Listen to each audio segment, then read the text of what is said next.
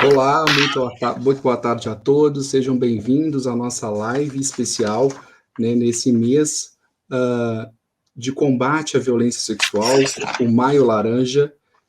Nessa live de hoje, nós estaremos aqui com a Luciana Batista, que vai falar um pouquinho para a gente sobre o combate ao abuso sexual de crianças e adolescentes. Essa live é uma parceria do Sistema Novo Ensino com Justiça na Escola, de Ribeirão das Neves. Foi criado em 2015, uma ação que busca despertar, mobilizar e articular o poder público, a escola e a família e as comunidades em torno do mesmo objetivo: promover a proteção integral do público infanto-juvenil em um ambiente escolar, familiar, integrando ações, né, que promovam o bem-estar das crianças e adolescentes. E nesse momento eu gostaria de apresentar nessa transmissão a psicóloga Luciana Batista, que atua na vara da infância e também na vara da família, aqui do Fórum de Ribeirão das Neves, é especializada em psicanálise de crianças e adolescentes e possui uma ampla experiência no trabalho com vítimas de abuso sexual. Além disso, ela é voluntária do GE, Programa de Justiça na Escola, que vamos falar sobre ele ao longo do nossa transmissão de hoje, nosso parceiro nessa transmissão de hoje, né? Eu convido e quero de antemão agradecer, né, a parceria da Luciana Batista. Luciana, muito obrigado pela sua colaboração, estar aqui conosco hoje nessa tarde, para falar de um tema muito importante, que é a questão do abuso sexual de crianças e adolescentes. Muito obrigado, Luciana. Eu que agradeço, gente, eu que agradeço a atenção, agradeço o convite. Estou muito feliz de estar aqui, né, falando sobre uma temática tão importante, trazendo isso para discussão, trazendo isso, dando voz e dando vez, né? Porque às vezes é um tabu que fica ali, e eu acho que informação é poder. Quanto mais a gente conhece, quanto mais a gente entende, mais a gente consegue se proteger e prevenir. Então, quem está feliz, quem fica honrado com o convite sou eu. Muito obrigado. Luciana, eu vou passar a palavra para você, né? Seja bem-vinda. E aí fica com você, eu volto no final. Você que está nos assistindo aqui pelo YouTube, pode interagir através do chat, mandando perguntas, mandando interações, que no final a gente vai fazer algumas seleções das interações que vocês nos encaminharam. Então fiquem à vontade para deixar seus comentários aqui no chat. Luciana, com você. Tá joia, Humberto. Gente, muito bom estar aqui. Trazendo um pouquinho da minha experiência, né? Eu trabalho lá no Fórum, já tenho uns 10 anos na vara de família, na vara da infância e juventude, então é diário esse trabalho, diário essa temática. Já atuei também dando assessoria técnica no Conselho Tutelar, e aí a violação de direitos de crianças e adolescentes, né, fica muito latente. Então, eu sei da importância que é falar disso. E muitas vezes o que eu vejo na minha prática é que a gente fica muito perdido, né? O que acontece, quando acontece e como fazer, né? Muitas vezes é um impacto muito grande para todo mundo, ninguém sabe como lidar, porque ninguém espera. E as pesquisas apontam que, na grande maioria das vezes, os agressores, né, estão dentro da família. São pessoas, muitas vezes, de confiança da vítima, né? Tem toda uma questão também do abuso sexual depois que você é maior, que às vezes tem aquele uso da violência, mas quando se trata de criança e adolescente, as formas de manipulação são outras. E muitas vezes é uma pessoa que é da confiança da criança. Então, o que a gente pode fazer, né? Como que a gente pode lidar com isso, né? Na escola, com os amigos ou dentro de casa, como abordar essa temática? Então, foi pensando nisso, né, que a gente veio falar aqui hoje. Maio é o mês, o Maio Laranja, né, que é de combate. O dia 18 de maio é o dia de combate à violência sexual e exploração infanto-juvenil.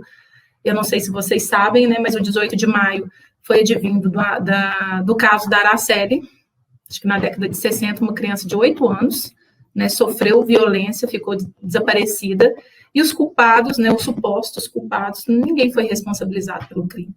Ninguém foi responsabilizado pela morte, né? É tão difícil identificar, é tão difícil tratar disso, que às vezes impacta a gente, né? A gente não sabe como fazer, como agir, se isso é viável ou não. Mas se a gente fica calado, se a gente se omite, né, a tendência é isso ir se reproduzindo, é isso ir se repetindo. Às vezes acontece com uma pessoa, não parou ali, às vezes vai acontecer com outras. Então, por isso que é importante a gente entender. Então, por conta da Araceli, tomou uma proporção muito grande, uma dimensão muito grande. Então, no dia 18 de maio, é o dia de combate. Então, é importante durante esse mês, não só durante esse mês, né? Mas a gente tirar essa temática para discussão, para a gente trazer isso à tona nas salas de aula. Educação sexual nesse sentido é proteção, é você entender o que está acontecendo e saber como que vai agir. Humberto colocou, ele trouxe uns slides só para nortear um pouquinho, gente. Vocês não me deixam falando aqui sozinha, não, né? Vocês podem mandar pergunta, vamos interagir, porque eu estou acostumada a fazer, mas eu faço com mais pessoas, né? Lá com as pessoas sentadas, perguntando, interagindo. A pandemia veio trazer essas outras possibilidades que facilitam de um lado, mas eu também não quero ficar falando sozinha, não. Então, vocês podem mandar perguntas aí. Combinado, Humberto? Não estou te ouvindo. Tá mudo o seu telefone. E agora sim.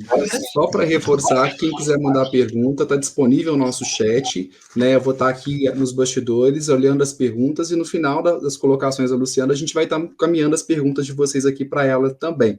Então, por gentileza, quem, né, tiver alguma questão que queira contribuir com esse debate tão importante, só encaminhar para a gente a sua pergunta aqui no chat, que vai ser um prazer para nós todos estarmos respondendo. Retorno para a Luciana. Pode pôr os slides, Humberto, que eu vou trazendo aqui. Então, é importante a gente entender o que é um abuso para a gente poder intervir, né? Para a gente poder saber como agir. E a questão do abuso sexual, da violência sexual, pode passar, Humberto, ele sempre vai pressupor uma relação de poder. Sempre tem uma diferença entre a vítima e o agressor.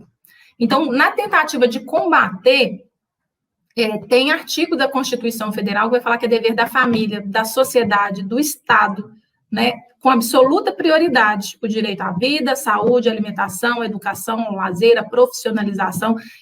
O artigo 227 vai trazer os direitos que toda criança tem, né, que todo ser humano tem.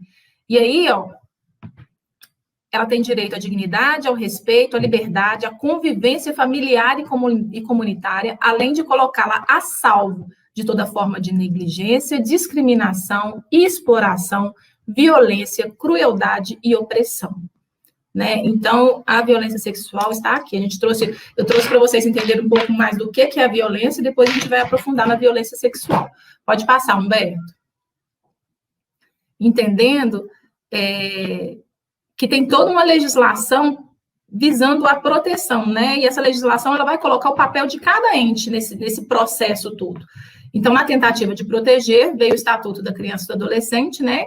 Que vai dizer no seu artigo 5º, nenhuma criança ou adolescente será objeto de qualquer forma de negligência, discriminação, exploração, violência, crueldade, opressão, punido na forma da lei qualquer atentado por ação ou omissão aos seus direitos fundamentais. É dever de todos velar pela dignidade da criança e do adolescente, pondo-os a salvo de qualquer tratamento desumano, violento, aterrorizante, vexatório, constrangedor. Por que isso, gente? A criança e o adolescente, ele está em desenvolvimento, né? Ele não é nada, ele está alguma coisa. A gente, enquanto adulto, nós já passamos por essa fase. E a gente sabe, enquanto questões psicológicas, nesse momento de vida, eles podem afetar ou podem contribuir para um quadro ou para o outro. Então, quanto mais saudável for o ambiente que o cerca, né, mais saudável será o seu desenvolvimento. Por isso que é tão importante ter leis que protejam essa faixa etária. É uma faixa etária mais vulnerável, né? Pode passar, Humberto. É importante a gente ficar atento, né, a essas dinâmicas. E a violência, ela vai atingir todos, independente de classe social. Mas, como eu estava falando, tem grupos que são mais vulneráveis e suscetíveis, né? Então, geralmente são as crianças, as mulheres, as pessoas que a gente vai chamar em vulnerabilidade social, né? Às vezes não tem tantos recursos materiais, não tem acesso à informação, não tem acesso a uma série de direitos, e isso prejudica e fragiliza, muitas vezes, os próprios vínculos protetivos da família, né? A condição daquela família de proteger. Pode passar, Humberto. Então, quais são os tipos de violência? A gente tem, lá no fórum, trabalho com a violência física, a violência psicológica, a violência verbal, a violência sexual e a negligência, né? A negligência, privação ou falta de acesso à saúde, educação, aos cuidados básicos, mas nele não está só a família, também o Estado também pode ser responsabilizado. E a Lei 3.431 de 2017, ela modifica o ECA e coloca a exploração infantil, a síndrome de Munchausen por procuração, é um transtorno mental, onde a mãe muitas vezes viola o direito da criança, alienação parental enquanto violência psicológica, isso acontece muito em casos de divórcio, né, na separação, e a violência institucional, entendida como a prática praticada por instituição pública ou conveniada, né, quando gerar revitimização para a vítima. É por isso que a gente tem que ter muito cuidado com a questão do abuso sexual, porque quando tem uma denúncia, ele vai ter todo um lugar para poder perpassar ali, seja na polícia, seja no fórum, né, seja com psicólogo, seja no CRES, nas instituições públicas que cercam esses atos de forma a proteger a criança, a dar instrumentos para que ela possa superar a situação vivenciada. Pode passar, Humberto. Então, segundo a Agência de Notícias dos Direitos Humanos, a violência sexual contra criança e adolescente, ela tem origens na relação de desigualdade de poder e dominação de gênero, classe social e faixa etária, sob o ponto de vista histórico e cultural. Contribui para a manifestação de abusadores e exploradores. A vulnerabilidade da criança dificulta ela de resistir aos ataques, e o fato de uma eventual revelação do crime não representar grande perigo para quem comete ou não a condição favorece a ocorrência. O que está dizendo aqui, gente? Que geralmente um abuso sexual, ele vai ter sempre aquela condição de poder, né? Então, geralmente é uma pessoa mais velha contra uma criança, ou às vezes é uma pessoa de autoridade, né? Às vezes não vai ser uma força, mas vai ser uma questão de autoridade, ou vai ser uma questão de ameaça que a pessoa pode usar para poder manipular a criança. Então, tem sempre uma discrepância ali de poder, onde a vítima se sente vulnerável. Às vezes ela não tem condições de reagir. O que eu quero colocar aqui para vocês é que essa relação de poder, ela pode ser usada com a violência física, com a força, com a manipulação, né? Muitas crianças ou adolescentes, às vezes, são submetidos a isso por ameaças. E aí, às vezes, a gente não entende o porquê que não conta, né? Mas por que não falou? Porque tem todo um contexto emocional envolvido que dificulta essa revelação, porque a criança fica presa ali justamente nessa relação de poder, que o outro impele, que o outro coloca, né? E fica difícil soltar disso, fica difícil se libertar disso. Eu vejo muito na minha prática, às vezes, crianças dizendo que se sentem culpadas, como se fosse responsabilidade delas dizer não, ou conseguir romper com aquilo. E não é, gente, a culpa nunca, nunca, nunca será jamais da vítima. Eu quero que isso fique muito claro aqui, porque é muito comum a gente chegar, tanto no consultório como lá no fórum, o discurso de se sentir culpada, de que devia ter feito isso, ou devia ter feito aquilo, né? A criança ou adolescente está sempre numa condição de vulnerabilidade, porque ele está em desenvolvimento. Uma pessoa adulta, uma pessoa maior, ele sabe o que ele está fazendo ali. Ele vai ter formas de coagir, ele vai ter formas de poder manipular. Pode passar, Humberto. Então, ela consiste na interação entre a criança ou adolescente e um agressor em um nível psicossexual mais avançado, no qual ele esteja em posição de poder ou de autoridade sobre a vítima, na qual ele busque gratificações sexuais dele ou de terceiros, né? São práticas eróticas impostas por violência física, ameaça ou indução da vontade. Pode ter contatos físicos ou não, tá, gente? Muitas vezes as crianças não sabem, né, nem que estão sendo vítimas, porque às vezes faz parte do contexto ali. Então, qualquer ato que traga um constrangimento no teu corpo, que traga, você se sente invadido, principalmente nas suas partes íntimas, às vezes cenas, né, que às vezes obrigam a assistir filmes com coisas inadequadas, que você se sente constrangido, aquilo está errado. Eu já peguei crianças falando que não sabia que aquilo era um tipo de abuso, porque acontecia toda noite. Ela só foi entender que era um abuso quando o pessoal do PROERD, lá da polícia, foi numa escola dar uma palestra. Isso é muito comum. Por isso, se você entender que tem alguém que está tocando o teu corpo de uma forma que te deixa incomodado, que te cause, né, esse constrangimento invasivo, que te deixe chateado, está errado. Se fez isso, está errado, tem algo errado, aquilo não é normal, né? E a gente deve, sim, apoiar e conduzir isso, contar para uma pessoa de confiança, seja ela um pai, uma mãe, um tio, uma professora, um amigo.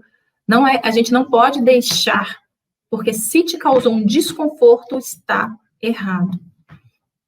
Pode passar, Bento.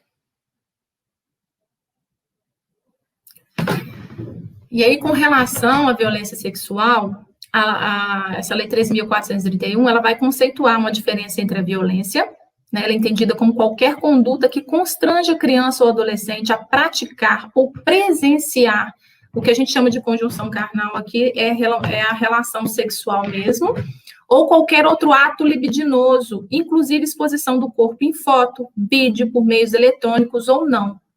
Ok, gente? As meninas, muitas vezes, né?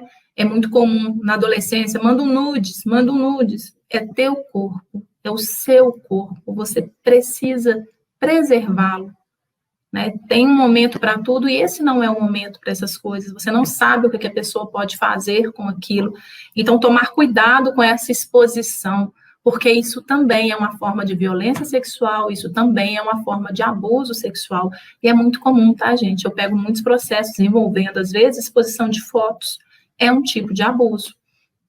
O abuso sexual entendido como toda ação que se utiliza da criança ou do adolescente para fins sexuais, seja conjunção carnal ou outro ato libidinoso, realizado de modo presencial ou por meio eletrônico, ok? Para estimulação de outras pessoas.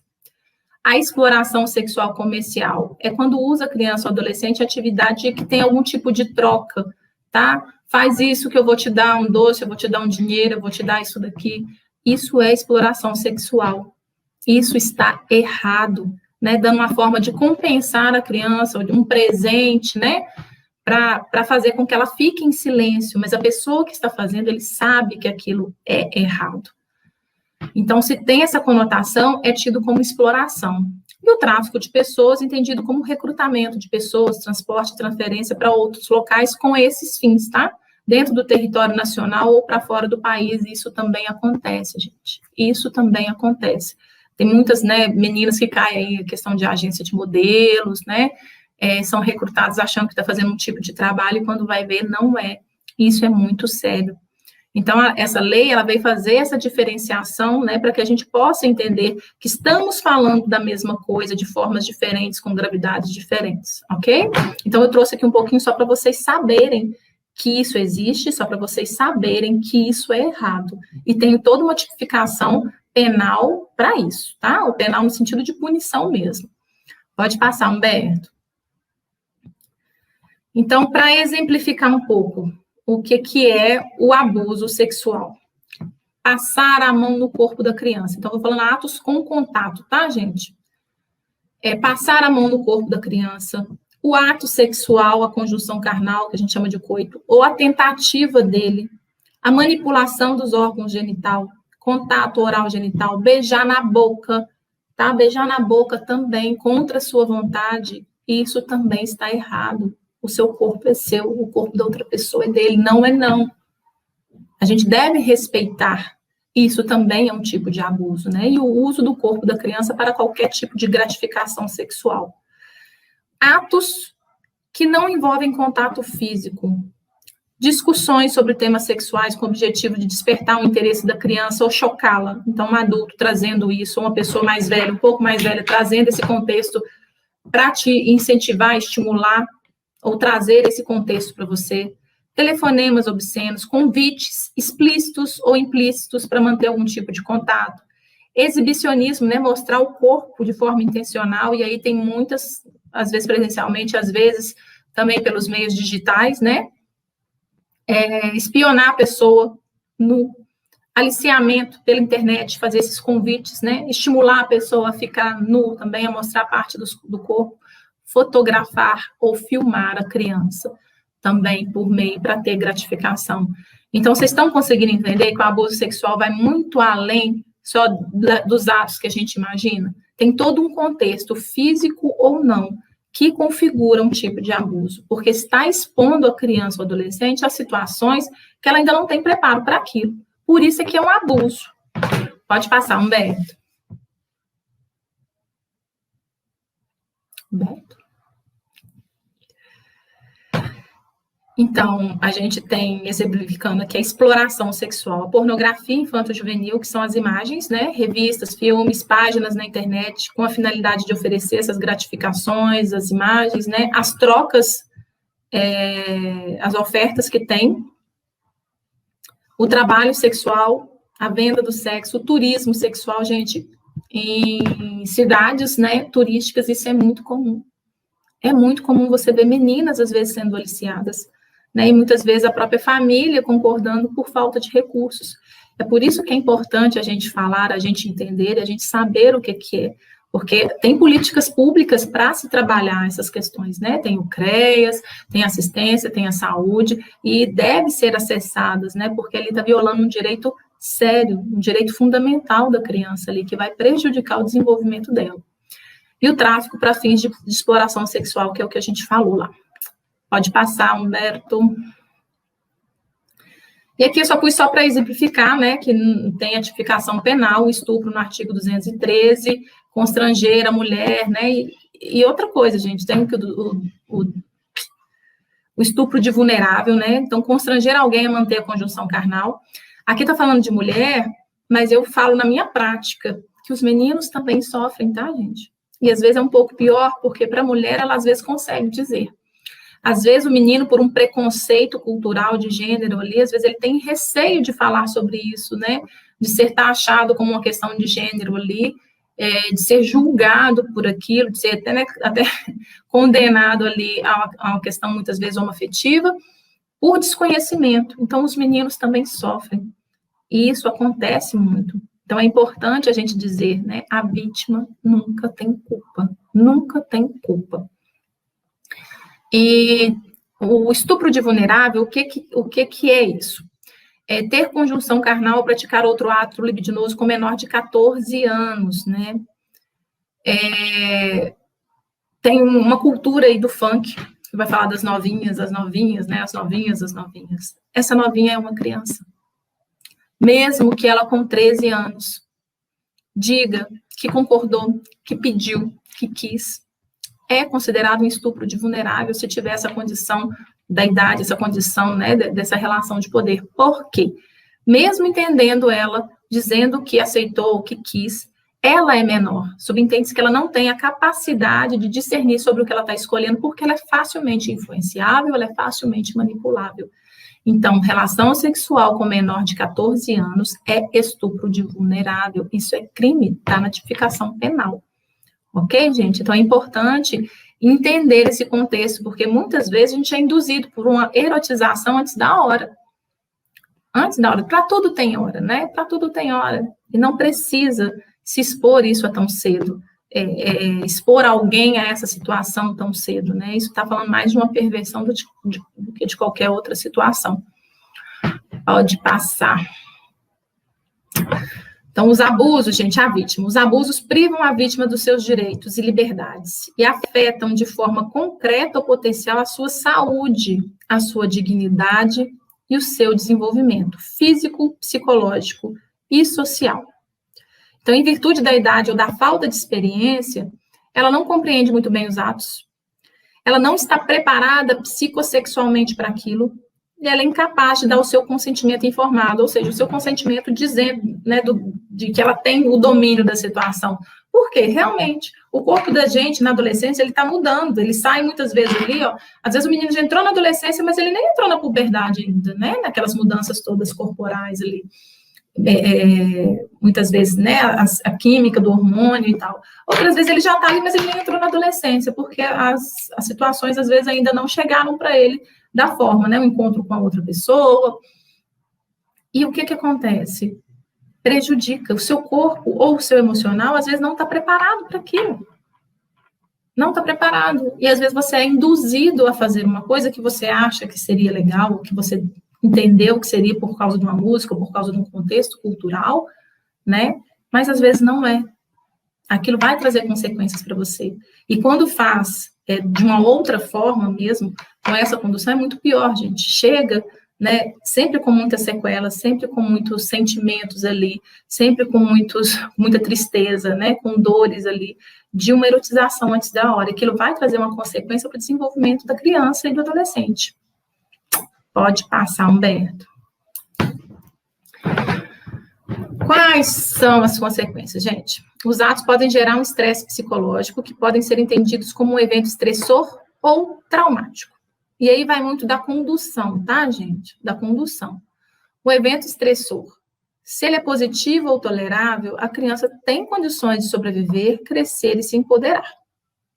Se o evento é traumático, pode ocorrer perturbações da ordem da saúde, né? Como eu falei das questões químicas, com alterações neuronais, hiperativação do cortisol, alterações neuroanatômicas, doenças relacionadas ao envelhecimento precoce, entre outras, podendo desencadear em repercussões cognitivas, emocionais, comportamentais, físicas e sociais, além de prolongar pela vida adulta.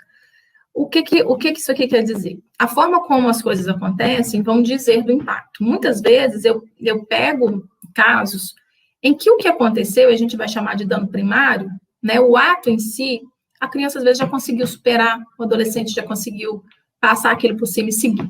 Mas às vezes tem alguma outra situação na família, né, que impacta muito, que ficou como um dano secundário, às vezes um rompimento, né, que aquilo traz muitos sentimentos, às vezes, de culpa, de rejeição, de responsabilização por outros atores da família, enfim, tem outros fatores, né, que vão dizer disso. O trauma também, como que a criança entendeu aquela situação, se aquilo para ela foi muito difícil, se aquilo para ela foi um evento que ela não deu conta, porque o nosso organismo não está preparado para isso, psicossexualmente, né? Então, a gente é inundado com um tanto de estímulo e muitas vezes a criança não sabe como lidar, e isso pode ter um impacto no desenvolvimento dela, sim.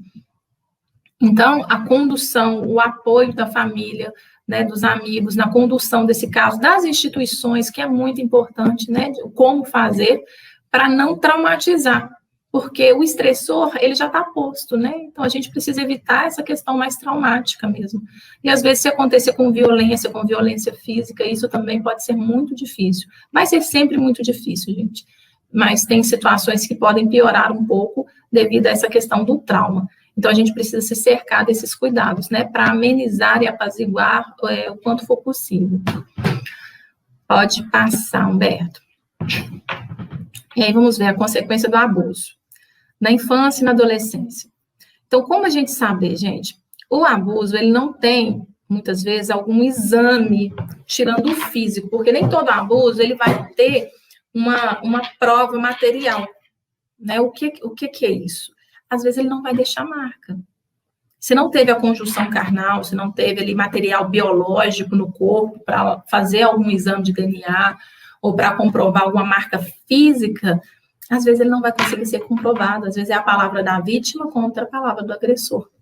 E a criança ou adolescente, às vezes as pessoas tendem a desqualificar, né, a palavra. Por isso é que é importante você buscar alguém de confiança. E aí, se não tem essa questão física, né, a gente vai buscar indícios psicológicos, né? O que pode acontecer? Não tem uma regrinha matemática, né? 1 e 1 é 2, vai acontecer isso. São comportamentos, são situações. Cada criança ou cada adolescente pode apresentar um tipo, né? Que são mais comuns. E, às vezes, eles são até contraditórios. Então, em alguns casos, baixo rendimento escolar, ansiedade, né? Às vezes até com crises de ansiedade, problemas emocionais, comportamentais ou psicológicos, depressão, dissociação. A dissociação, às vezes, a pessoa fica ali sem saber as reações, sem saber a personalidade dela um pouco abalada, estresse. Às vezes, se teve a conjunção carnal, né? Doenças sexualmente transmissíveis, abuso de substâncias como álcool e outras drogas, suicídio, tentativa de suicídio, fugas de casa, desesperança, hostilidade, disfunção neuroendócrina, as questões hormonais, né? Comportamentos obsessivos ou compulsivos, às vezes come demais, às vezes come de menos, paranoia, medo de ter sendo seguido, de que vai acontecer de novo, às vezes uma gravidez na adolescência, transtorno do estresse pós-traumático, comportamentos sexualizados para além da idade. Então, tem uma série de situações que podem estar ali presentes. A gente tem que olhar os sintomas, mas às vezes aquele sintoma não necessariamente é de abuso, pode ser de alguma outra situação que a criança também está vivendo, né? Então, essas questões emocionais, às vezes, a compulsão alimentar, às vezes uma irritabilidade muito grande, uma agressividade muito grande.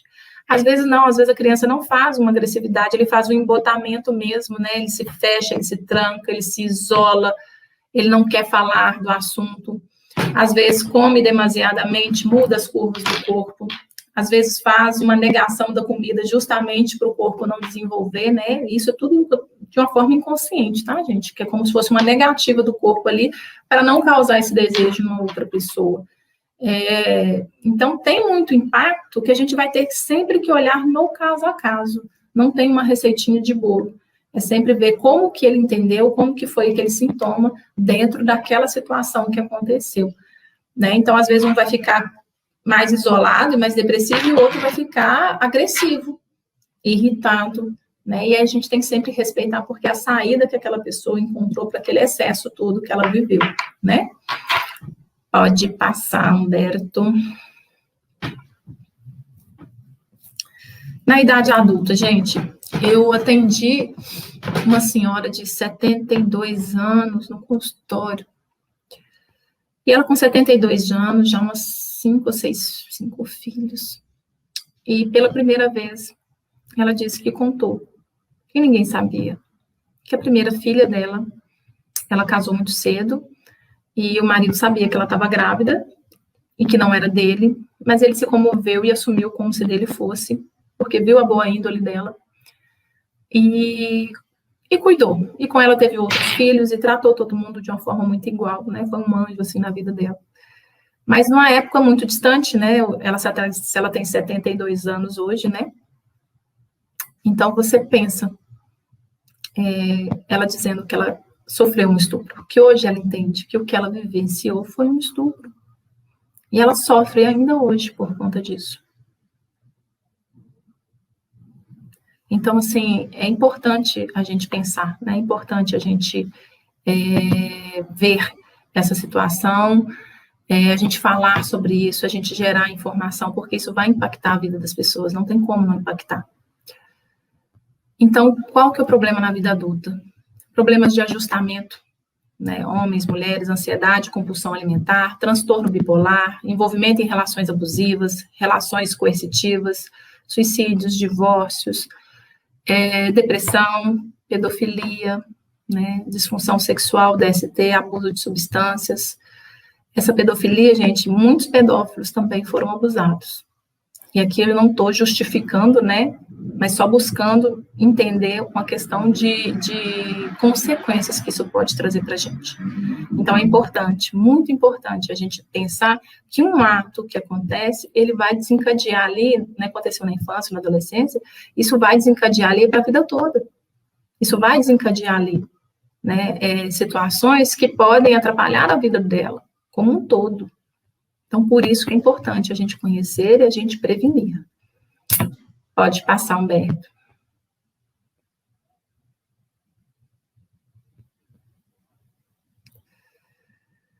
Fatores de risco. O que pode contribuir para a violência? Então, a gente colocou as crianças, né? O sexo feminino, né? Ele sofre mais com isso. Acho que tem uma questão aí da cultura, do patriarcado, do poder, né? Do homem, do masculino sobre o feminino. Enquanto a gente não olhar para isso de uma forma diferente, né? Essas atrocidades continuam acontecendo, como se a mulher fosse um objeto ali mesmo. Crianças que nasceram prematuras, esse estudo, né? Diz que às vezes tem mais vulnerabilidade para isso. Uma gravidez que não foi planejada, que muitas vezes é indesejado também, tem mais risco. E pessoas com necessidades especiais. Para os pais que foram muito jovens, às vezes a monoparentalidade, né? As mulheres que cuidam de seus filhos sem a ajuda dos companheiros, que cuidam de seus filhos sozinhas, as mães solos, uma gestação indesejada, ou com dificuldades de cuidar, habilidades parentais prejudicadas, muitas vezes essas mães, né, que foram muito jovens, esses pais muito jovens, eles não aprenderam, né, não despertaram ainda nem como cuidar deles, e às vezes já tem ali uma criança, e às vezes eles não sabem mesmo como fazer, porque eles também estão terminando de se desenvolver, e às vezes eles não conseguem exercer essa parentalidade, que a gente chama desses cuidados, né, com os filhos, de uma forma tão assertiva, e acaba deixando, às vezes, a criança numa situação mais vulnerável. Históricos de exposição à violência, então, às vezes, famílias que viveram essas questões, é muito comum, às vezes, permitir que isso aconteça novamente. Abuso de substâncias, né, entorpecentes, cuidado pré-natal insuficiente, às vezes aquela mãe que não conseguiu ter aquela implicação durante a gestação, doenças mentais, né, ou físicas, isso favorece muito também, e às vezes problema no relacionamento, a pessoa fica tão envolvida que não consegue olhar muitas vezes para a criança, e às vezes ele fica um pouco mais vulnerável a essas situações. Pode passar.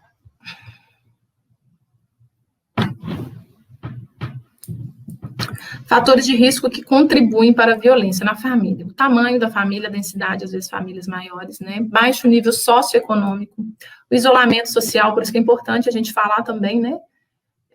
Disso aqui, esse momento de pandemia que a gente vive, onde todo mundo tem que ficar mais em casa, e às vezes as famílias que sofrem com essa situação, né? Isso pode estar ocorrendo com a maior constância. Elevados níveis de estresse, histórico de violência e abuso familiar. Leis de proteção à criança inexistentes ou não aplicadas, né, porque a lei está aí, mas muitas vezes a gente faz vista grossa, às vezes a gente sabe, a gente não denuncia, a gente não quer se envolver, a gente tem medo, tem receio, né? O valor diminuído da criança, que muitas vezes a gente coloca aquela como a infante, né? A gente põe muito assim dentro do judiciário, a infante. O infante é aquele que não fala, é aquele que não tem voz, é aquele que não tem vez, embora a nossa legislação o coloque enquanto prioridade absoluta. As desigualdades sociais, contexto de violência, guerra, taxa de criminalidade, uma aceitação social da violência, né, uma banalização, as novinhas aí. Violência na mídia e as normas culturais, né, que às vezes essa questão de opressão, essa questão do poder, muitas vezes isso é aceito, isso é banalizado, isso é coisa de acontecer, e não é, gente, e não é. Isso causa um impacto, um dano muito sério na vida de qualquer ser humano. Pode passar, Humberto. A dinâmica do abuso, gente, ela pode acontecer dentro da família ou extrafamiliar, mas eu já trouxe para vocês que a maioria das vezes é dentro da família. Episódios únicos, às vezes uma vez, às vezes várias vezes, às vezes pessoas ficam ali por ano, com um agressor, com mais de um, às vezes a pessoa que se colocou, né, que aconteceu, muitas vezes é comum, às vezes acontecer mais de uma vez, se a gente não ficar atento, e outras formas de violência juntas, né, às vezes não só a sexual. Pode passar. E aí a gente fica, né, por que não fala? Por que a criança ficou anos ali e não falou? E aí muitas vezes a gente julga, gente. Julga muito. Mas Furnes traz pra gente sobre a síndrome do segredo, que às vezes ela pode durar anos, né? Por quê? O que a gente escuta? Eu tenho medo que não acreditem em mim.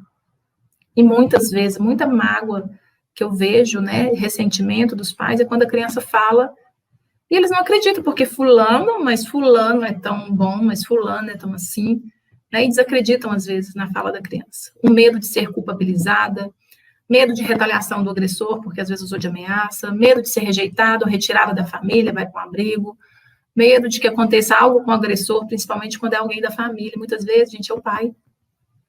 Eu não quero que meu pai vá preso. Eu não quero. Medo de magoar a mãe. Minha mãe vai ficar triste, eu vou destruir minha família. Se eu tivesse ficado calada, né? Nada disso teria acontecido. Medo de não saber como explicar o que está acontecendo, porque muitas crianças não têm dimensão do corpo mesmo. Então, às vezes, ele não consegue, ele não sabe. Não ter consciência de que o comportamento do abuso é inadequado, já ter tentado contar para alguém e nada ter acontecido, sentimentos de que deveria ter evitado ou resolvido sozinha, como a gente pontuou, sentimentos que deveria ter contado há mais tempo e agora pode ser tarde, ou que vão duvidar dela, medo de ser rejeitada, ridicularizada, ser considerada homossexual, que eu apontei no início, vergonha, ou não se sente à vontade para falar sobre temas sexuais. Então, tem muitas questões que, às vezes, a pessoa fica presa numa crença ali, ainda mais uma criança, né? Por isso que é importante a gente acolher, né? Porque a responsabilidade nunca é da vítima. Nunca, nunca, nem de resolver. É o adulto. É o adulto que sabia que aquilo era errado. Vamos passar para frente, Humberto. Os danos secundários que eu trouxe, né? Muitas vezes, gente, a violência em si, ela é estressora, mas às vezes os danos secundários são mais traumáticos, né? Eles agravam a situação, acentuando esse caráter traumático mesmo. Então, tipos de vitimização, experiências anteriores de revelação frustrada, ausência de figuras protetivas, o impacto familiar, uma separação, um divórcio, né? A credibilidade, às vezes o pai vai preso, ou alguém ali muito próximo. Crenças disfuncionais sobre responsabilidade. Eu devia ter dito que não, eu devia ter feito isso. Mas mesmo dizendo, né, não repercute nada, mas a criança às vezes fica presa nisso. E a vitimização secundária, que é no sistema de justiça, que às vezes fala para o delegado, fala para o juiz, fala para a psicóloga, fala no conselho tutelar, fala para a professora. Isso é uma exposição que revitimiza, né? A criança não precisa ficar falando disso o tempo todo, por isso que tem uma lei que rege para evitar essa revitimização, porque ela já passou, ela não é culpada disso, então ela não tem que ser responsabilizada ou colocada numa situação vexatória, né? Numa situação constrangedora ali. Pode passar. Então, como eu falei, as evidências do abuso muitas vezes não vai ter lesões que comprovem, né? Mas também não significa que não ocorreu. Apesar de algumas lesões não serem aparentemente graves, pode ser o único indicativo de que houve um abuso. Há indicadores físicos, biológicos e psicológicos, indicadores que podem ser sugestivos ou fechar um diagnóstico, né? As consequências psicológicas e emocionais podem ser mais devastadoras. Dessa forma, as avaliações médicos legais e psicossociais são imprescindíveis nessa constatação do abuso. O diagnóstico e proteção das vítimas somente será possível se a sinalização dessa denúncia for feita de forma adequada. Mas se ninguém falar nada, não tem como fazer. Ok? Vamos passar? Então, a maioria dos casos encaminhados para a perícia médica não apresenta evidências físicas ou biológicas. Motivo dessa negativa, gente? A prática não deixou marcas, não teve material genético ali que possa ser utilizado, ou teve alguma cicatrização, pouca resistência da vítima, que às vezes não lutou ali porque ficou impactada, né? Teve o corpo lavado, tomou um banho antes de ir para o exame, de fazer o exame, e aí tirou os materiais ou a roupa, né? E um período maior de 72 horas depois do ato. Isso vai prejudicar na constatação. Pode passar.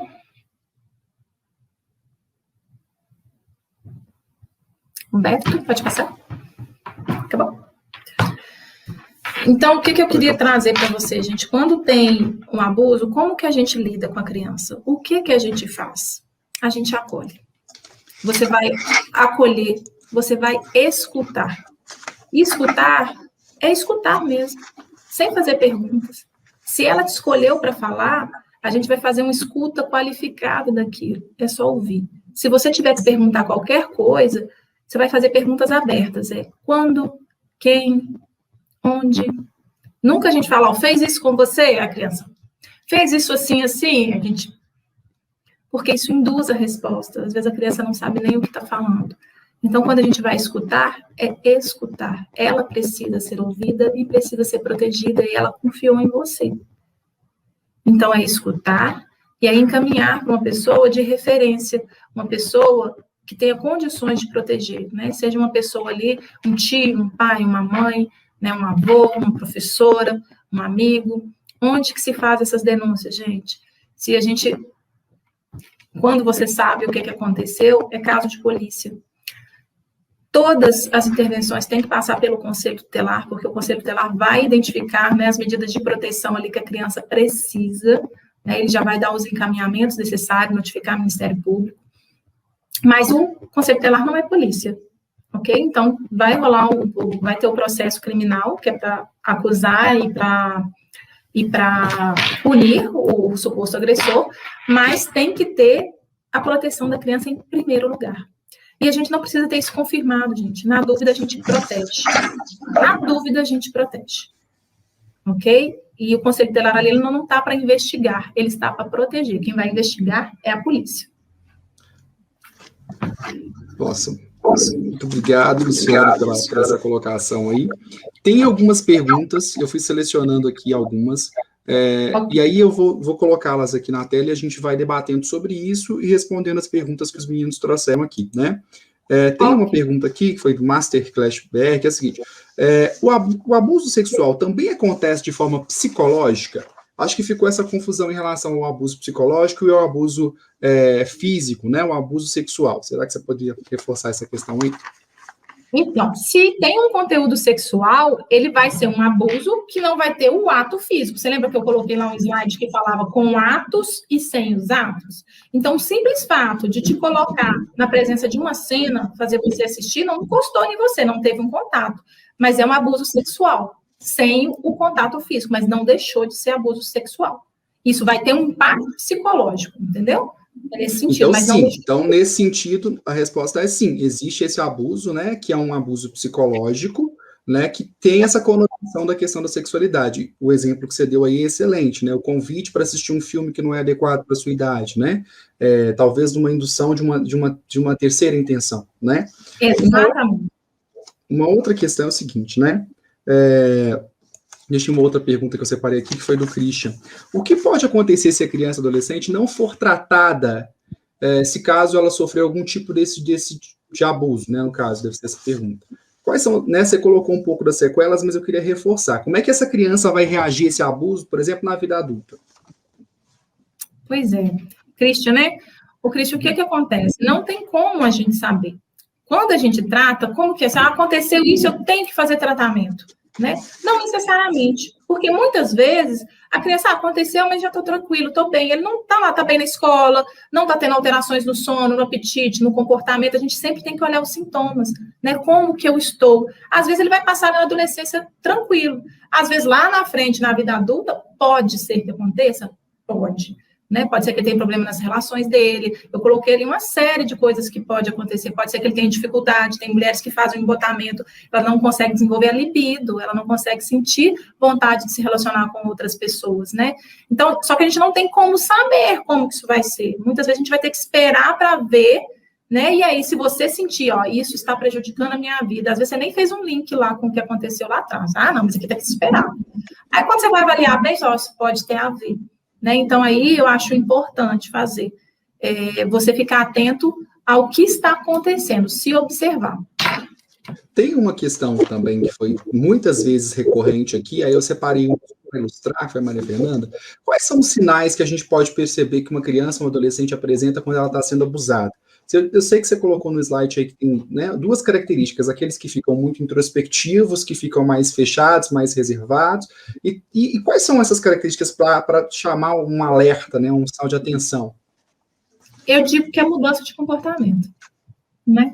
Mudou o comportamento, se você tem o hábito de conviver com a pessoa, né? Lógico que não vai ser, gente, não é porque mudou o comportamento que está sendo abusado, como eu coloquei, não é uma linhazinha assim, né? Uma receita, 1 + 1 = 2, não.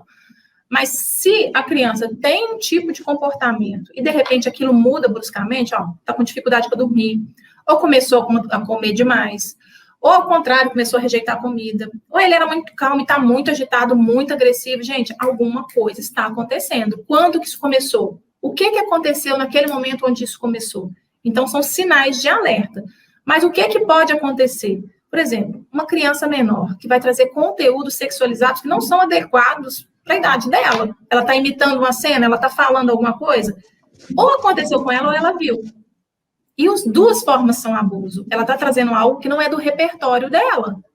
E aí a criança não tem que ela vai inventar. Como que ela vai inventar algo que não é do repertório dela? Ok? Então a gente tem que ficar atento. Às vezes agressividade, às vezes embotamento afetivo, isolamento mesmo. Então, é observar, porque se mudou alguma situação, algo tem ali. Tinha uma pergunta que eu tinha selecionado aqui, mas aí fugiu na hora de selecionar, de apertar os botões aqui, que foi da Andréa Vilela, que mandou aqui no chat, perguntando o seguinte: existe uma característica, né, dos abusadores, alguma característica que a gente percebe, por exemplo, de comportamento desses abusadores? Oh, são tão bonzinhos, ninguém acredita, mas fulano, né, são amáveis, gostam de crianças, né? São sedutores, são calmos, são tranquilos. Se a gente está falando, às vezes, de uma pedofilia, tá, gente? Porque a gente tem mania de achar que abusador vai vir uma forma de um monstro agressivo, violento. E não. É o tiozinho bonitinho, mas legal, que gosta de crianças, né? Que é amável com elas. Ninguém que quer pegar, minha mãe falava assim, né? Quem quer pegar galinha não fala show. Infelizmente. Então, eles são pessoas mais dóceis ou pessoas de confiança. Eles ganham a confiança da criança ou do adolescente, né? Dificilmente vai ser aquela questão com violência mesmo. Primeiro, eles vão ganhar a confiança. Então, são os bonzinhos. A fulano não tem... Muitas vezes é por isso que as crianças são desacreditadas, porque você olha, mas como você está falando? O que você está inventando? Eu vou acabar com a vida do cara porque você está falando isso. E não, gente. E não. Às vezes é isso. Eles se escondem, às vezes, através dessa imagem mesmo que eles constroem. Eu estou acelerando aqui para a gente poder atender o maior número de pessoas aqui para ganhar o seu know-how aqui, sua participação aqui, que você pode ajudar a gente. Eu achei essa muito interessante aqui da Vitória. Pode haver uma certa negação da criança ou adolescente em estar perto da pessoa que tem o mesmo gênero do abusador? Pelo que eu entendi, por exemplo, se ela foi abusada por um homem com determinada característica, né? Uma criança foi abusada por um homem com determinada característica, ela ter esse comportamento de negação sempre quando ela se aproxima de um homem? Ela pode criar uma resistência, sim, a pessoa do mesmo gênero, porque por mais que às vezes aquilo passou, ficou no passado ali, mas às vezes a pessoa vai associar, vai fazer um link ali inconsciente, às vezes ela tem uma resistência maior, porque já aconteceu isso, isso e isso. Às vezes não é porque aquela pessoa fez isso, mas ela pode ficar linkada no sentido subjetivo com isso, e aí é importante, gente, um acompanhamento, né, terapêutico, para poder entender, desmitificar isso, ressignificar essas vivências, isso é muito importante, porque imagina, quando ela for trabalhar, se relacionar, né, é muito complicado. Ok. Eu estou separando aqui as perguntas que foram chegando, deixa eu só colocar aqui uma última que chegou aqui, que também estava interessante, da Cláudia aqui, que é o seguinte. Quando a criança adolescente é abusada uma vez, conta rapidamente, e depois acontece outro ato, como é que eu posso lidar com isso? Ela sai... Eu entendo que a criança foi abusada 2 vezes, assim, né? Se tem alguma característica, algum comportamento que a gente possa adotar em relação a isso? Se ela contou, ela falou. Se ela falou, o mínimo que a gente tem que fazer é averiguar. É dar credibilidade. Na dúvida, a gente protege, gente. Na dúvida, a gente protege. Porque uma das maiores mágoas e ressentimentos é justamente quando eu falo, ninguém fez nada. Ninguém me protegeu. Né? Ninguém acreditou em mim. E isso causa muito transtorno emocional, né? Muita dificuldade, habilidades emocionais ali para lidar com isso. Às vezes a criança não tem. Isso pode impactar a vida dela como um todo. Ok. Tem uma questão seguinte, né?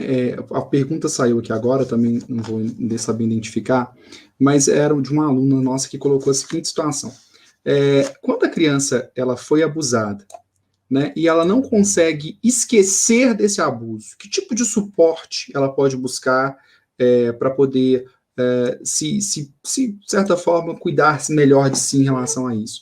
Eu estou até procurando essa pergunta aqui, que eu achei muito interessante. Era uma pergunta nesse sentido. Mas é um caso muito complicado e muito comum, porque se ela fica presa ali, às vezes, no trauma, né? E aí ela não consegue seguir para a vida, ela não consegue, muitas vezes, estudar, ela não consegue fixar, ela fica vivendo aquela situação traumática, né? Então, ela precisa, sim, de um acompanhamento de psicoterapia, um acompanhamento psicológico, talvez até medicamentoso, né? Mas ela precisa de acompanhamento de profissionais que consigam ali auxiliá-la na condução, na ressignificação dessas vivências. Muitas vezes vai ter um quadro de ansiedade atrelado, porque ela está o tempo todo revivendo isso, e aí aumenta os níveis de estresse, né? De cortisol e tal. Então a pessoa vive presa naquele trauma. Imagina o tanto que é difícil, né? Uhum. Deixa eu separar mais uma aqui. Tem uma pergunta que chegou aqui, que é só para a gente poder entender. Né? O abuso sexual pode ser cometido por crianças em si? Por exemplo, uma criança cometer esse tipo de abuso com outra? Excelente pergunta, gente, excelente pergunta. Como eu comecei falando, para ter a questão do abuso, tem que ter uma diferença ali, uma relação de poder. A criança, ou os adolescentes, muitas vezes, eles estão num processo de descoberta. Então, ali está de igual para igual. Ok? Estou descobrindo o corpo. E tem uma sexualidade infantil ali por volta dos 3, 4 anos que eles vão descobrir mesmo o corpinho, vai começar a estimular, começa a sentir. Mas não é um abuso, é uma descoberta, é diferente. Lógico que, dependendo do contexto, a gente precisa avaliar se uma daquelas crianças que muitas vezes começou com a situação, se ela também não viu, se ela também não foi abusada, porque chega para a gente, muitas vezes, fulano viu os pais tendo uma relação, daqui a pouco ele está estimulando o coleguinha na escola, entendeu? Então, assim, não é um abuso da criança para criança, porque eles estão ali na mesma idade e ele está mais descobrindo. Mas uma delas pode ter vivenciado algum tipo de abuso que não foi físico, né, mas foi estimulado ali emocionalmente, psicologicamente. Tem uma outra questão aqui que foi do Enzo. Como lidar quando uma criança é abusada? Na verdade, essa pergunta apareceu de diversas formas aqui, então eu vou sintetizar na dele uma pergunta, né? O que a gente, né, quando identifica que uma criança está sendo abusada, você falou que o Conselho Tutelar não tem poder de polícia, a gente ficou aqui, mas qual que é o caminho certo para a gente percorrer, para a gente poder tentar ajudar essa criança? É isso mesmo, é o Conselho Tutelar, porque ele vai fazer as funções de proteção da criança, junto à polícia, mas isso aí é uma questão do processo. O que a gente pode fazer com a criança? Proteger. Escutar e proteger. A primeira coisa que a gente faz, gente, a criança, quem que é o abusador? Protege a criança. Se é o pai, tira de casa. Se é o vizinho, cerca-se para que ela não fique sozinha, não fique exposta. A primeira coisa é ouvir, acolher e proteger.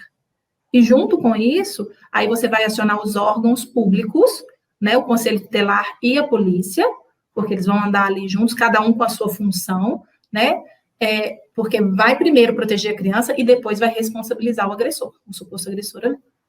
Ok? Se eu colocar uma outra pergunta aqui que veio, por que o abuso sexual deixa a vítima agressiva? Então, muitas vezes a gente não consegue lidar com isso, gente. É um excesso de energia que você vai sendo inundado ali, seu aparelho psíquico não está preparado para aquilo. Não está.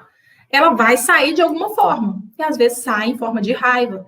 Às vezes raiva de não ter sido protegido, raiva de ter acontecido aquilo, raiva de não ter conseguido dizer não, raiva de não conseguir sair da situação.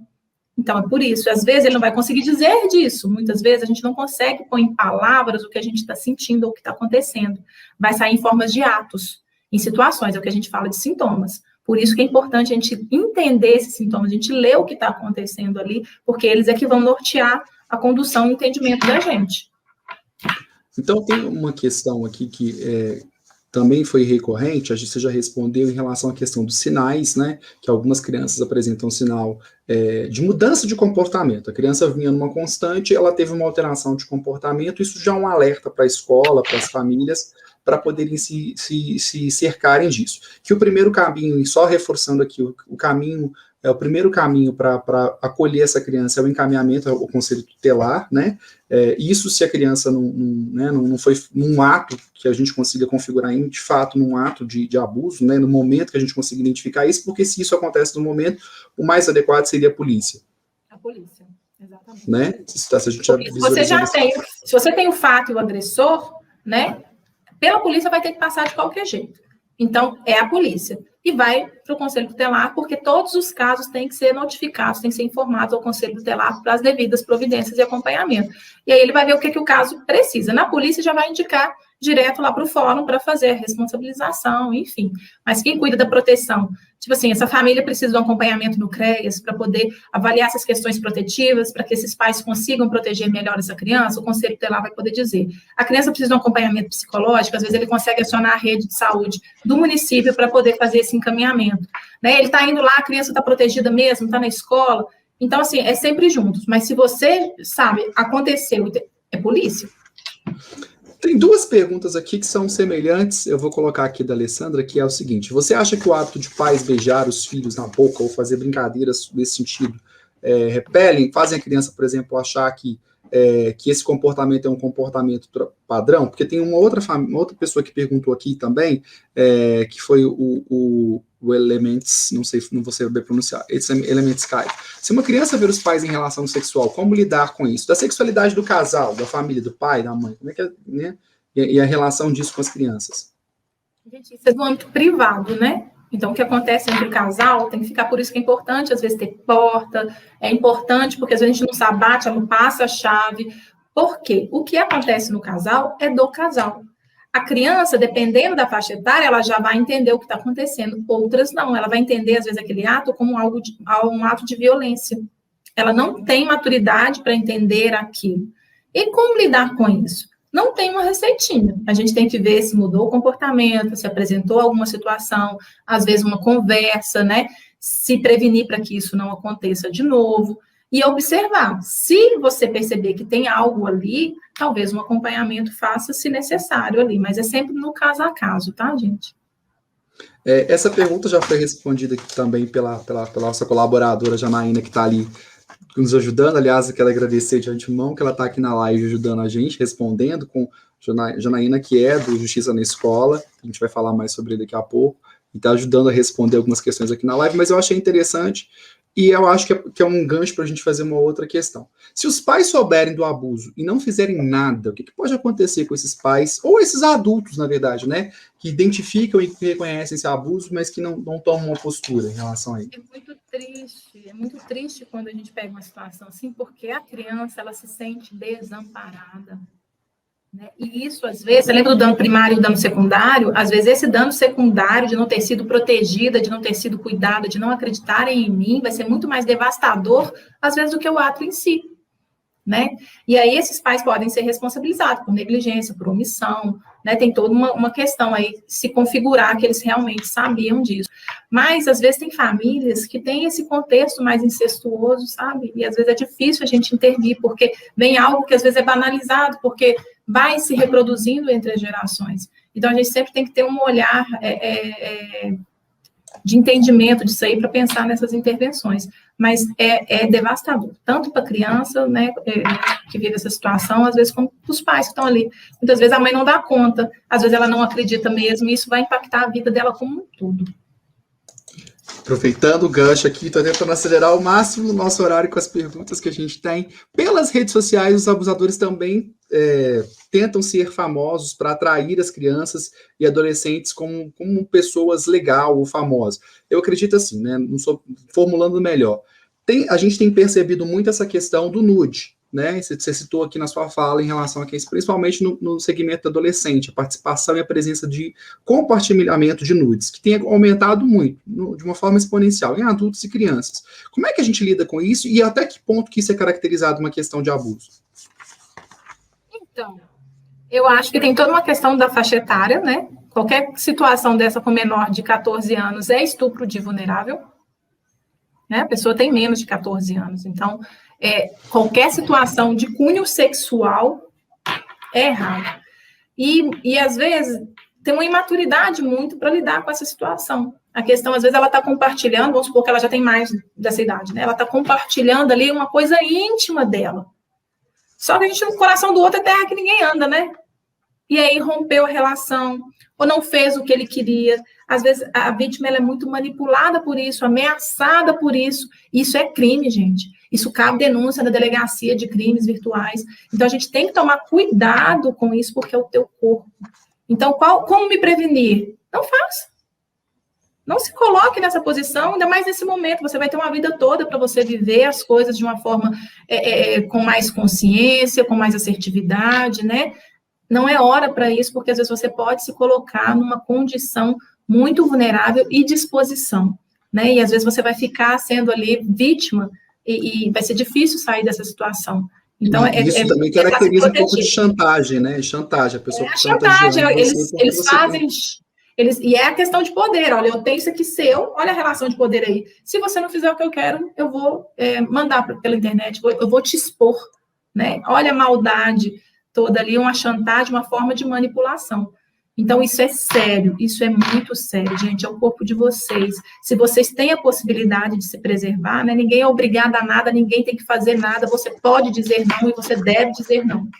Ok? Aí tem uma pergunta do nosso parceiro, colaborador da live aqui hoje, que é o Justiça na Escola. Aliás, vocês devem seguir o perfil do Justiça na Escola, que está na descrição desse vídeo, assim como as redes sociais deles, que também estão na descrição desse vídeo, e também no nosso Instagram. Na publicação desse convite de hoje está marcado lá, o Justiça na Escola, que está colaborando com essa parceria com o Sistema Novo Ensino. Como os pais devem lidar com as crianças pequenas que são abusadas por irmãos que estão entrando na pré-adolescência? E é um tipo de abuso diferente, né? nesse sentido. É um tipo de abuso, porque ele está ali, aquela questão intrafamiliar, né, essa questão incestuosa, mas muitas vezes o adolescente que está ali, ele não tem essa dimensão ainda, gente. Né? Muitas vezes ele vai precisar de uma intervenção mais séria ali, às vezes é agir muito na proteção do menor, porque ele não tem responsabilidade nem culpa disso, né, e na orientação com os filhos. E dizendo que a partir de 12 anos, ele pode cumprir uma medida socioeducativa por conta disso, tá? Tem punição para esses atos também, mesmo sendo dentro de casa, ele não deixou de estar cometendo um crime. E aí, para adolescentes, tem o ato infracional, que é o SINASE, né, que vai reger aí as questões dos adolescentes, mas tem sim, inclusive, uma medida socioeducativa, dependendo do caso, de internação, que é a mais grave que tem, vai ficar preso. A partir dos 12 anos, já pode? Já pode. Então, assim, é muita orientação, gente, porque às vezes os adolescentes também ficam muito perdidos com essa questão sexualizada, né? É muita informação, é muita coisa que tem aí, eu não sei muitas vezes o limite daquilo do certo e do errado. Então, é muito importante conversar, dialogar, expor, né, um lado e o outro, e proteger, porque entre você falar e ele entender, vai ter todo um caminho aí, né? E proteger o menor. Como os professores podem ajudar nessa questão do diagnóstico, da identificação das vítimas de abuso sexual? Então, às vezes o professor chega muito, né? Às vezes ele consegue ter ali uma empatia, ou às vezes uma transferência tão positiva com os alunos, que às vezes ele vira figura de autoridade, ele vira uma figura ali de referência, porque muitas vezes, gente, o abuso está acontecendo dentro de casa, às vezes é o pai, às vezes é o padrasto, às vezes a mãe é conivente, às vezes a única pessoa que ela vai confiar, às vezes é o professor mesmo. Né? E é acolher, gente, é acolher o que está te falando, é identificar, porque às vezes, né, mudou o comportamento, o que está acontecendo? Eu sei que o trabalho de professor, gente, é uma coisa maravilhosa, é uma coisa muito difícil, né, você lidar com aquela sala cheia, com muitas pessoas ali, é um trabalho árduo, pouco valorizado, e que devia ser, assim, um master de todos, porque é um trabalho essencial, fundamental, nenhuma profissão existiria sem termos, né? E eu sei que é difícil no dia a dia, às vezes, passar, mas às vezes é o olhar dele ali, para aquela diferença que vai fazer a diferença na vida daquela criança. Né? Então, como que ele pode ajudar? Se ele perceber, às vezes só perguntar, tá tudo bem? Tá acontecendo alguma coisa? Não perguntar diretivamente para isso, porque às vezes pode ser outras questões, mas é se colocar como possibilidade. Né? E aí, esse caminho todo de acionar. Tem uma pergunta que a gente já esclareceu aqui, mas eu quero reforçar essa questão, que é qual a melhor forma para denunciar. Então, só reforçando aqui, se a gente não está em flagrante, né, se a gente não está identificando isso naquele momento que a gente está visualizando, no primeiro momento, se você está vendo uma criança sendo abusada nesse instante, o melhor caminho é 190, é a polícia, né? Mas se é através de relato, a criança disse depois, né? E aí, esse depois pode ser qualquer depois, né? Qualquer tempo depois, não precisa ser uma semana, não tem um prazo, né? Estabelecido isso para poder caracterizar essa questão do abuso, né? O caminho seria procurar o conselho tutelar, né? E no conselho tutelar a denúncia também pode ser anônima, tá, gente? Não necessariamente precisa se identificar, tem o Disque 100 também que a gente pode fazer denúncia. O que a gente não pode é se calar, é se omitir, né? Porque você está deitando ali no seu travesseiro, mas às vezes aquela criança pode sofrer aquela noite toda com uma situação dessa. E às vezes ela pode sofrer durante anos. Vamos enfatizar aqui, né, o Disque 100, né, que está aí na tela em relação a essa, né, sempre bom lembrar, tem o Disque 100, tem o aplicativo também do Disque 100, onde você pode considerar aqui se uma questão de denunciar algum abusador, e tem uma pergunta aqui que é o seguinte, né, Planeta Cris Cacheado. Se a vítima sofrer abuso e desenvolver a depressão, como evitar que a vítima cometa suicídio? Tratando essa depressão, né? E aí é aquela questão, tratamento psicológico, às vezes psiquiátrico, medicamentoso. Microfone, agora estava ouvindo, a gente estava ouvindo melhor agora. Mais perto, isso. É o acompanhamento, gente. Né? O suicídio é uma coisa muito séria. E a pessoa está falando ali de algo da ordem do insuportável. Então, ela precisa de apoio emocional, ela precisa, muitas vezes, de intervenção medicamentosa, ela precisa do acolhimento da família, né? É importante olhar para isso. Então, é importante dar para ela condições para ela passar por essa fase. Na verdade, uma outra questão que eu acho que é importante para a gente reforçar aqui é quais são hoje, né, os caminhos, os órgãos que a gente tem que podem ajudar no acolhimento das vítimas, né? Esses caminhos de acolhimento da vítima. Então, às vezes tem alguns programas, né? Tinha alguns específicos para crianças vítimas de crimes violentos, e aí a gente podia contar com esse suporte.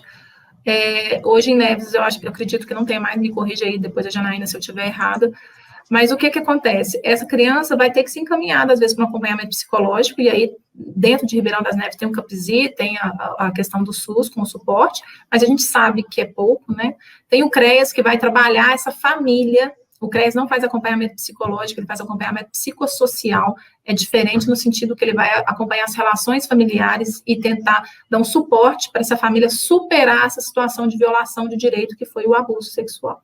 Então, tem essas duas formas aí para que ela seja acolhida. O Conselho Tutelar também faz o acompanhamento para saber se a criança está com seus direitos garantidos. Então, tem, né, o Ministério Público que vai fazer o papel dele, o Judiciário, né, no papel dele, tem toda uma rede ali que vai trabalhar cada um na sua área, mas visando sempre a proteção e a promoção da criança, né, a defesa dos direitos da criança. Uma boa porta de entrada seria, por exemplo, o Conselho Tutelar, né, que eles poderiam acionar essa rede aí, né. E aí nós temos aqui em Neves uma boa rede de conselhos tutelares, né, nas regionais aqui da cidade. Então, nossa sugestão é sempre, quando houver essa necessidade de atendimento e acolhimento, que se encaminhe essa criança para o conselho, que vai providenciar esse ciclo, né? Tem uma pergunta aqui, pode falar. Uma coisa que é importante, porque quando tem a denúncia de abuso, tem uma lei agora que vai falar da escuta especializada da criança, adolescente vítima de violência. Então, a gente até deve mobilizar a rede para tentar implementar esse fluxo, porque quanto menos essa criança for ouvida, melhor para ela. Ela não precisa, porque às vezes vai lá no conselho tutelar, fala para a conselheira, ela não precisa falar para a conselheira, né? Vai lá na escola, fala para o professor.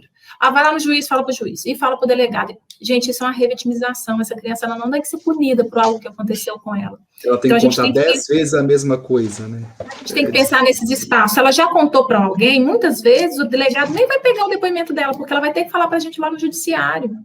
Então, se já tem o relato, se ela já relatou para alguém, às vezes pega o relato daquela outra pessoa. Ela tem que ser ouvida, indispensavelmente, na frente da figura policial ou judiciária, né? Então, às vezes, a gente vai fazer o depoimento dela lá no fórum, né, com a figura do juiz, tem toda uma técnica de aplicação de protocolo, às vezes vai ser por câmera, para que ela não precise falar isso na frente da pessoa. Então, a gente tem que tomar um cuidado de como ouvir essa criança. Às vezes, ela vai estar lá no CREAS, ela nem vai falar desse abuso, a gente vai lá olhar as questões de como ela está. Né, o que está acontecendo? Ela está na escola, ela está fazendo um acompanhamento em outro lugar, como é que estão as relações dentro de casa. Então, esse suporte, muitas vezes, não é para ela falar do acontecido, é para ela ter condições de superar. O ato em si, ela já vai ter que falar para pessoas específicas. Então, quanto menos pessoas ouvirem, melhor. Porque a vida dos outros, eu queria falar assim, a gente tem que ter muito respeito com o que acontece, né? É a história dele. Né? Ninguém pediu para isso acontecer. A vida do outro não pode ser uma fofoca. Nossa, você viu o que aconteceu com fulano? E às vezes aquilo lastra na escola. Isso é prejudicial. Né? Ninguém quer ser apontado. A gente precisa olhar com isso com mais empatia, se colocar no lugar do outro. Né? E se fosse comigo? Eu ia querer que as pessoas ficassem olhando, me apontando, com pena de mim, ou né, rindo de mim, eu não sei.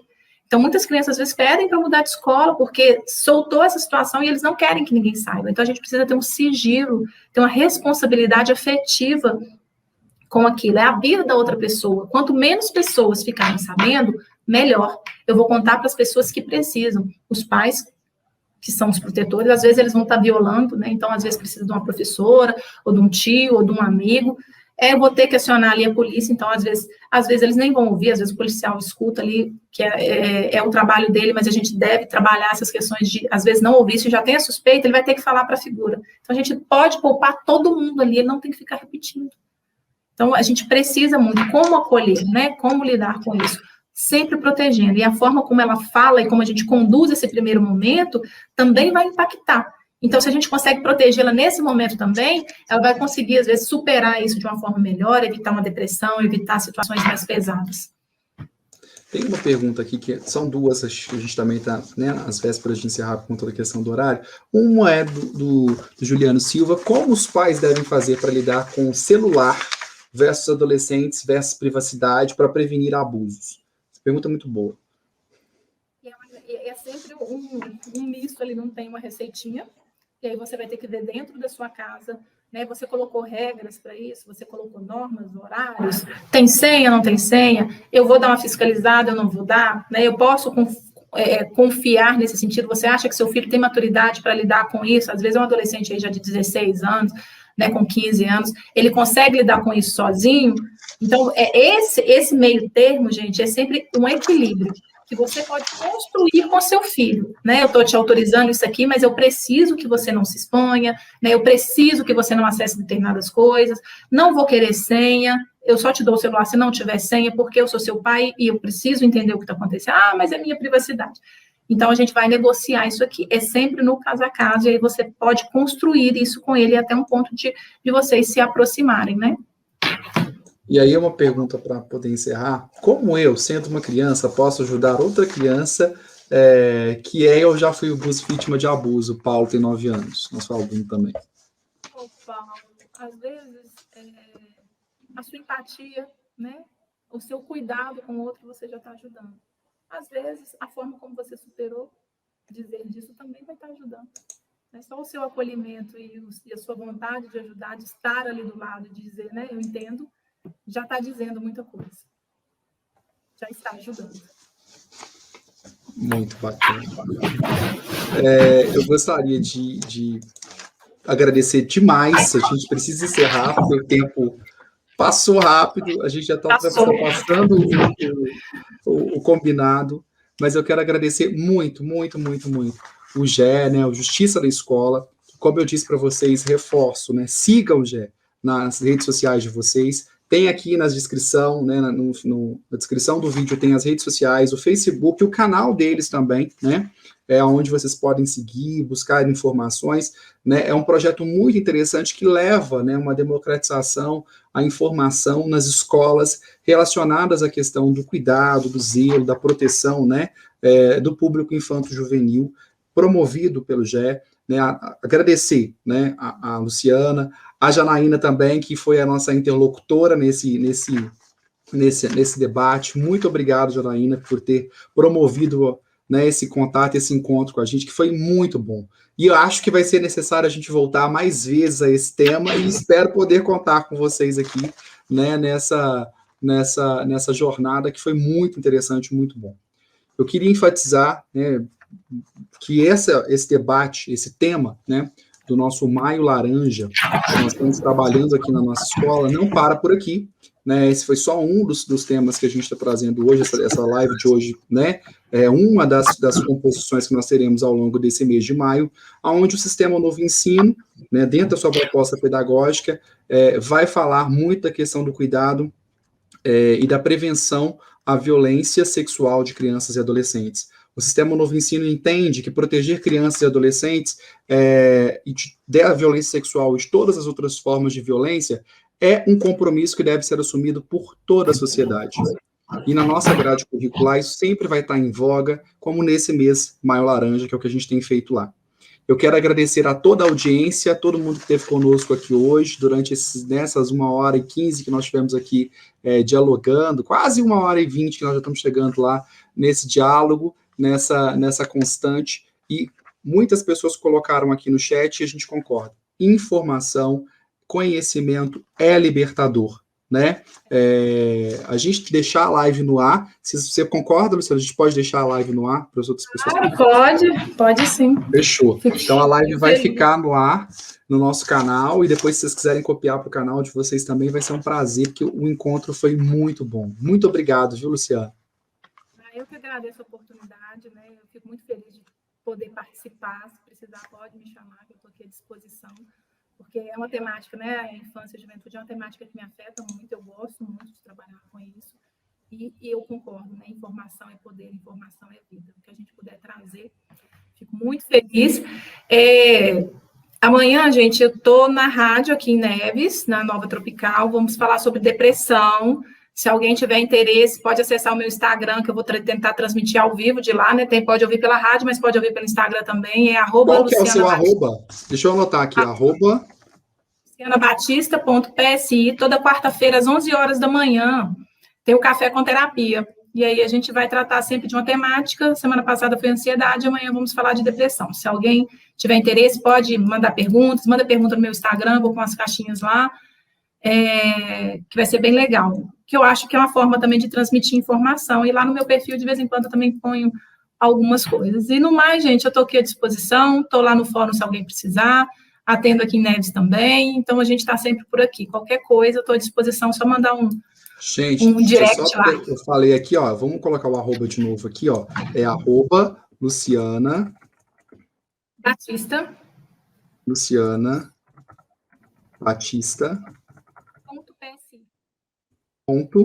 PSI. Ah, gente, deixa eu só salvar aqui, ó. Agora sim, agora saiu certinho. lucianabatista.psi, tá? Qualquer coisa a gente está à disposição.